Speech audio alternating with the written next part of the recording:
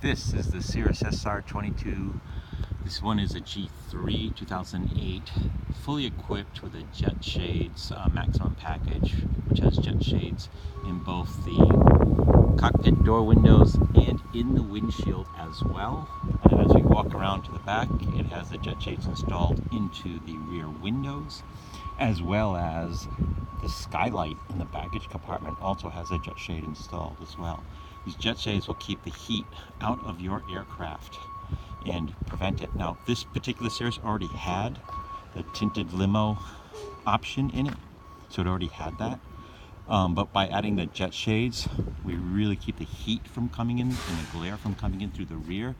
A lot of times passengers trying to use iPads or other devices back there get a glare on it from even with the tinted option. Adding the jet shades to that really blocks out that glare and keeps the heat from passengers as well. So this is what it looks like when you have the Max package installed. When you have the nice windshield guard up there, and you have the cockpit doors, all the jet shades in them, the rear passenger windows and the skylight, all have them installed. You'll get maximum protection from heat, and heck, you'll have the coolest Cirrus plane in this whole summertime.